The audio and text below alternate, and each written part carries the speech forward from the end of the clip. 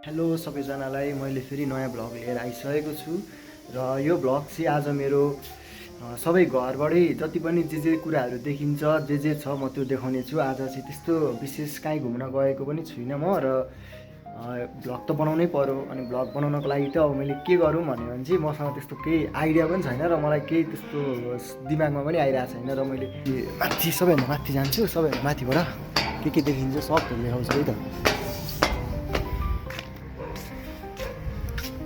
यहाँनिर चाहिँ यस्तो पहाड छ र यस्तै छ। यो सबै काठमाडौँको घरहरू हो। यहाँबाट चाहिँ हाम्रो धरहरा पनि देखिन्छ क्या। यहाँबाटै घरबाटै हाम्रो धरहरा पनि देख्न सकिन्छ। तर आज चाहिँ त्यस्तो दिनले साथ नदिएर होला त्यस्तो राम्रो छैन कि, सबै सेतो भइरहेछ र देखिँदैन आज।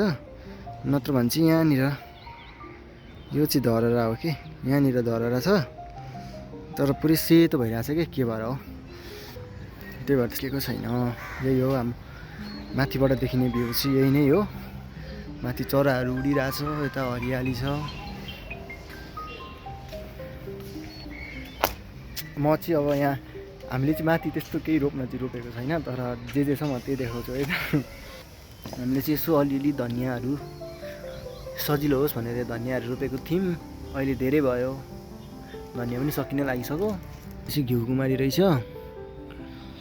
घिउकुमारीले चाहिँ धेरै हेल्प गर्छ क्या हामीलाई यहाँनिर। यसले पोलोहरू यसो केही कुराले पोलिहाल्योहरू भने चाहिँ हामी चाहिँ यही हो, घिउकुमारी भाँच्ने अनि दलिहाल्ने। त्यस्तै छ यहाँनिर, त्यस्तो केही नै छैन छन चाहिँ। तर माथि आएपछि एउटा आनन्द चाहिँ फिल आउँछ कि, यस्तो माथि भ्यू स्यू हेऱ्यो अनि त्यस पछाडि टाइम पास भएकै थाहा हुँदैन। यदि तपाईँले सुरुको भ्लग हेर्नुभएको छैन भने चाहिँ मैले चाहिँ त्यो काठमाडौँको जूमा गएर बनाएको भ्लग हो। एकदम राम्रो छ। तपाईँहरूलाई कस्तो लाग्छ प्रतिक्रियाहरू दिनु, त्यही हो।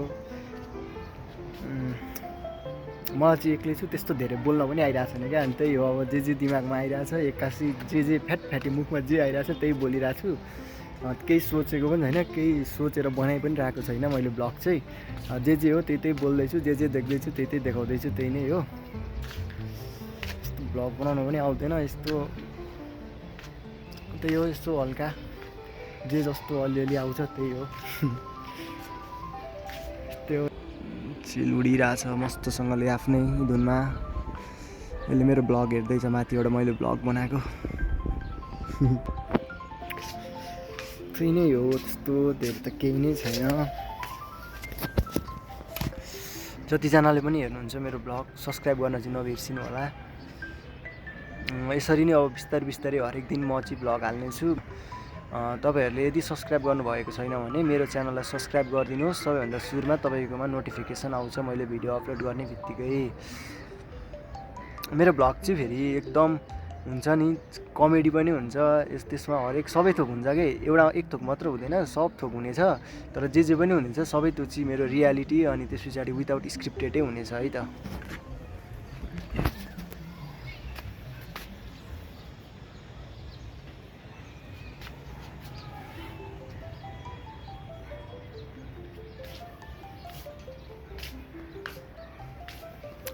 त्यही नै हो। अब एकछिन मुनि जान्छु। मुनि चाहिँ मेरो निखिल छ, ऊ चाहिँ पढिरहेको होला, म त्यसलाई यसो हल्का डिस्टर्ब गर्छु। त्यही हो। लाइन पनि गएछ, एकदम अन्धकार भइरहेछ, मलाई चाहिँ देखिँदैन होला, ठिकै छ। यहाँनिर चाहिँ हाम्रो निखिल भाइ सुतिरहेको छ, हेर्नु सक्नुहुन्छ तपाईँ मस्तसँगले। पुरै गहिरो निन्द्राइमा हुँदैछ, पढ्नुहुँदैछ भनेको त के हो, पारा अनि सुल्टी के हो अनि जुर्को छ त। अनि के हो, लाइन छैन हो, किन आत्तिएको? अनि कसरी पढ्नु लाइन बिना चाहिँ? उसको चाहिँ क्लास छ, मैले नउठाएको है, छुट्यो क्लासै। कति बजीदेखि हो अनलाइन क्लास चाहिँ? 6 बजीसक्यो त। अनि यस्तो छ उसको फेरि, अब मस्त ऊ गहिरो निन्द्रामा छ, गाह्रो छ उसलाई पनि। अब पसौ टोइलेटतिर। लाइन पनि कति काट्न थालेको हो कि आजकल, लाइनै काटिदिनु थियो कुलमान घिसिङ हुँदासम्म। अहिले त हेर्नु न, कुलमान घिसिङ जब निकालिदियो नि केपी ओलीले, तबदेखि देख्न सक्नुहुन्छ लाइनै छैन हो।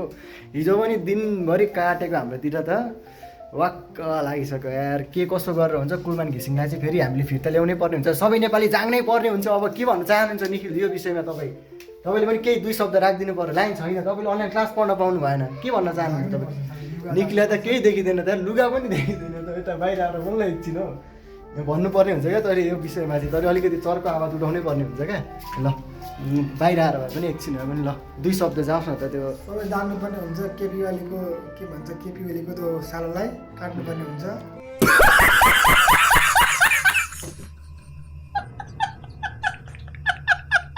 काट्नु हुँदैन हो त्यस्तो चाहिँ पाइँदैन होला फेरि यहाँ हाम्रो फेरि ब्लगै फेरि ब्यान्ड हुनसक्छ यसले त स्टार्ट नै हुआ ब्यान्ड गरिदिया हुन्छ कि क्या मेरो आइडी त मलाई त डर लाग्छ गाडी यसलाई त म ल्याउँदिनँ होला ब्लगमा काट्ने र मार्ने कुरा गर्छ यार त्यो चाहिँ उसले जिस्केर भनेको त्यसलाई सिरियसली नलिनुहोस् होला त्यही नै हो फनको लागि भनेको उसले यदि नराम्रो लागेछ भने चाहिँ तपाईँहरूलाई म माफ माग्न चाहन्छु काट्नु चाहिँ हुँदैन तर निकाल्नु चाहिँ जरुरी छ यहाँनिर त्यही हो होइन निखिल के हो त्यो विषयमा हामी उसको चाहिँ अब त्यो पुरै पढ्ने तयारी भइसकेको छ ऊ चाहिँ अब डाटा तानेर पढ्नुपर्ने चाहिँ यस्तै छ के गर्नु नेपालको स्थिति अब ऊ जापान गए पछाडि उसलाई ढुक्क हुन्छ अहिले त अब नेपालमा हो यति दुःख त कष्ट गर्नै पर्ने हुन्छ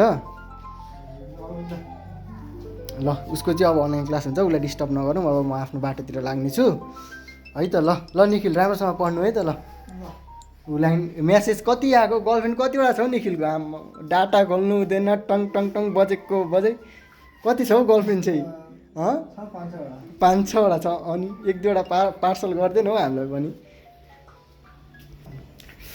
यस्तै छ हल्का रमाइलो हो अरू त के हुनु यता चाहिँ दिदी पढेको पढै हुनुहुँदो रहेछ यो दिदी त लास्ट पढ्नुहुन्छ यार कति पढ्नु भएको हो यसरी पढ्न चाहिँ कहिल्यै आएन हौ गाइस आज पढ्न आएको थियो भने कहाँ ठाउँमा पुगिन्थ्यो होला नपढेर नै होला त के चाहिँ भन्नु ठिकै छ ल त्यस्तै नै हो ल मैले चाहिँ आजको भ्लग चाहिँ यिनीहरू इन गरेँ त्यस्तो विशेष त केही नै थिएन यसो गफसप रमाइलो गर्नको लागि मात्र भए पनि तपाईँहरूको माझ चाहिँ मैले एउटा सानो भिडियो लिएर आएको छु मेरो साथी निखिल जस्तो तपाईँहरूको साथी पनि हुनसक्छ त्यो साथीसम्म पनि यो भिडियो पुर्याइदिनु होला र यो भ्लग चाहिँ मैले आज यिनीहरू इन गर्न चाहेँ हस् त धन्यवाद बाई बाई पानी के भनेको पानी पानी अरे अराउँछ